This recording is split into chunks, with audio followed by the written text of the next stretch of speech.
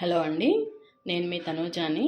ఈరోజు మనం చిక్కుడుకాయ, దోసకాయ, టమాటా వేసి కర్రీ ఎలా చేసుకుందామో చూద్దాము. దాదాపు ఇది మిక్స్డ్ వెజిటేబుల్ కర్రీ అనుకోండి, మినీ మిక్స్డ్ వెజిటేబుల్ కర్రీ. దానికి కావాల్సిన పదార్థాలు చూద్దామండి. ఇప్పుడు తిరగమాత గింజలు, ఆవాలు, జీలకర్ర, మినపప్పు, పచ్చిశనగపప్పు, అవి మీకు తెలిసిందేలేండి. తర్వాత ఆనియన్స్ చిన్న చిన్నవి 2 అండి, ఒక కరివేపాకు, పచ్చిమిర్చి 2, దోసకాయ ఒక పెద్ద దోసకాయ ఒకటండి, చిన్నవి అయితే బుడ్డి అయితే 2 తీసుకోండి, ఒక టమాటో అండి, 2 చిక్కుడుకాయలండి, పెద్ద చిక్కుడుకాయలు ఇలా ఉడకబెట్టేసుకుని పక్కకు పెట్టుకున్నానండి. నేను మళ్ళీ ఉడకవు కదా, గట్టిగా ఉంటాయి అలా డైరెక్ట్గా వేసేస్తే, ఎందుకంటే కొంచెం ముదిరినట్టు ఉన్నాయి అన్నమాట. అందుకని కొంచెం సాల్ట్ వేసేసి పక్కకు పెట్టుకున్నానండి ఉడకబెట్టుకుని.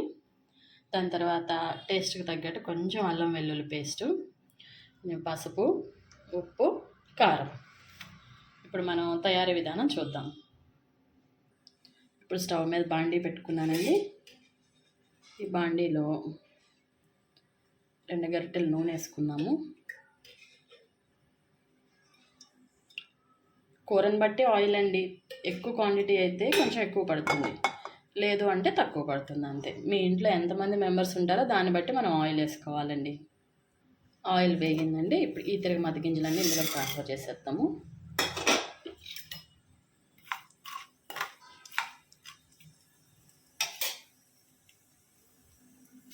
తిరగమాత వేగుతూ ఉందండి. ఇప్పుడు ఇందులోకి మనం కొత్తిమీర, పచ్చిమిరపకాయలు, ఉల్లిపాయలు కలిపి వేసేస్తాము.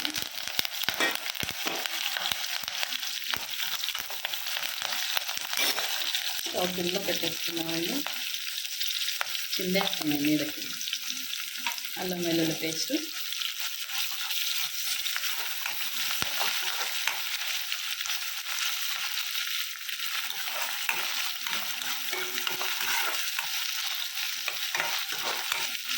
కొత్తగా నేర్చుకునే వాళ్ళకైతే కొలతల ప్రకారం చెప్పాలండి. వాళ్ళకైతే 1/2 స్పూను అల్లం వెల్లుల్లి పేస్ట్, కొంచెం పర్లేదు అనుకునే వాళ్ళకి తెలిసిపోతుందిలేండి.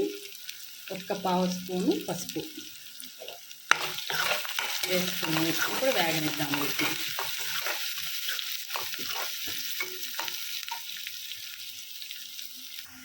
ఇప్పుడు ఇది వేగిందండి.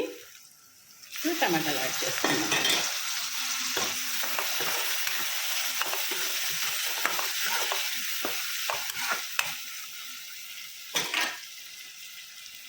కొంచెం స్టవ్ పెంచుకున్నామండి.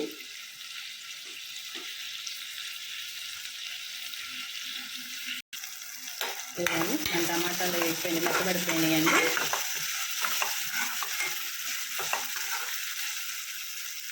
ఇప్పుడు ఇందులోకి దోసకాయ ముక్కలు వేసుకుందాం.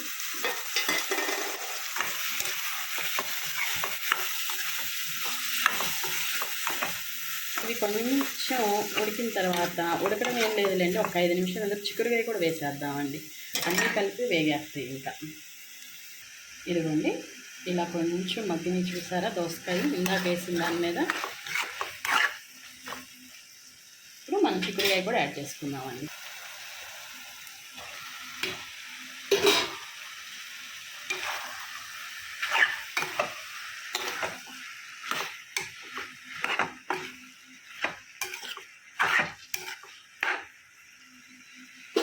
ఇప్పుడు సాల్ట్ వేసుకున్నాను. 1 స్పూన్ నిండా వేస్తున్నాను. అన్నిట్లో కళ్ళుప్పు వేసి ఇందులో మెత్తనుప్పు వేస్తున్నాను ఏంటో అనుకుంటున్నారేమో.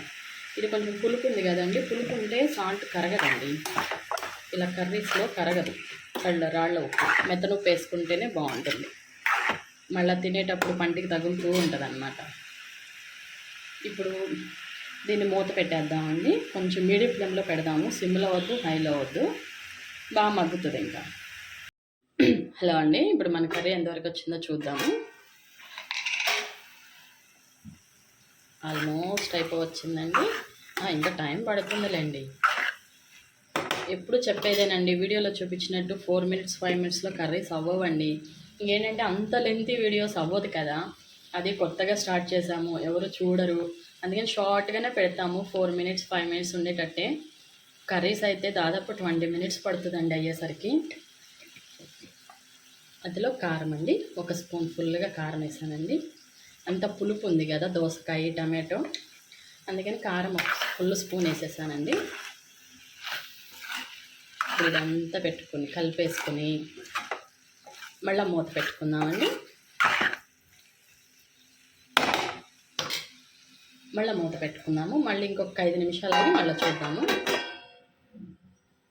5 మినిట్స్ అయిపోయిందండి. ఇప్పుడు మళ్ళీ చూద్దాము కర్రీని. ముక్కల్లో వచ్చిన వాటర్ అయితే అంతా అయిపోయిందండి. చూసారా, అడుగునంతా వాటరే లేదు అసలు. ఇప్పుడు మనం కొంచెం వాటర్ వేసుకుందామండి. గుజ్జు గుజ్జుగా ఉంటుంది, బాగుంటుంది. వాటర్ వేస్తే కూడా కొన్ని కర్రీస్లో వాటర్ వేస్తేనే టేస్ట్గా ఉంటాయి. కొన్ని అండి, హాఫ్ గ్లాస్ అంతే, ఎక్కువ ఏమి యాడ్ చేయలేదు నేను.